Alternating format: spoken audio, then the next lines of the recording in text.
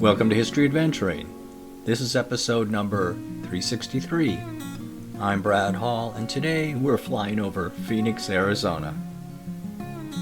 Unlike the vast majority of people that I've met in my life, I love to fly.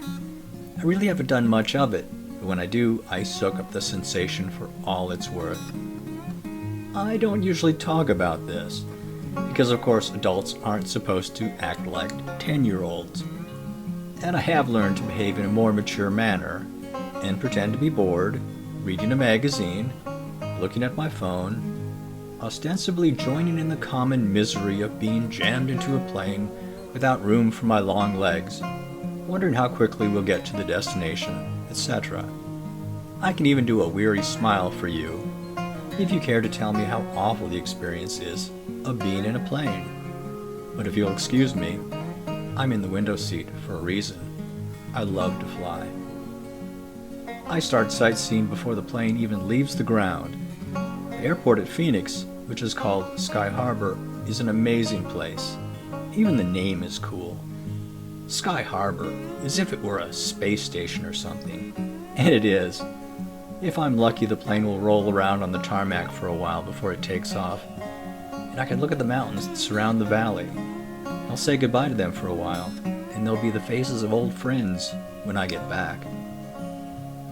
I'm an old motorsports guy, so the first thing I do is sit back and enjoy the acceleration.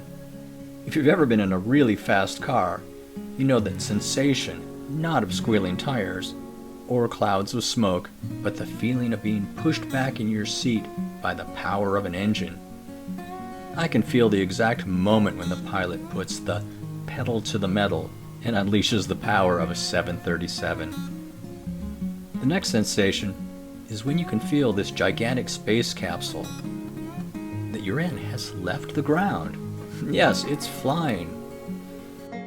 I'm such a 10-year-old kid at that moment, smiling like an idiot.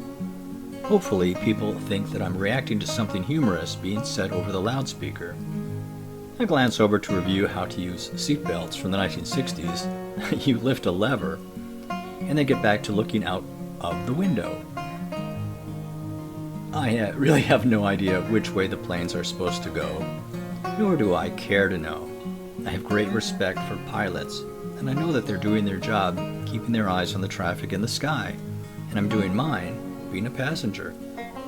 I'm looking out of the side window. I assume that the pilot is looking out of the front window and looking at the dashboard and doing all the things that pilots and drivers do. They don't need my help flying the plane. Besides, I don't know who has the right-of-way in the air. Do you need to pass on the right?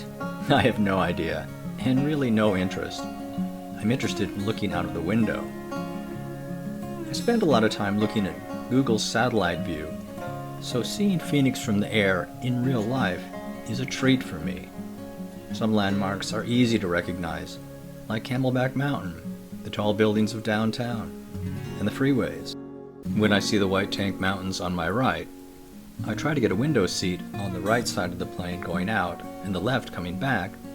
I know I'll be in California very soon. If I can see out of the left window, I'll say goodbye to the Estrella Mountains, where I know Montezuma sleeps.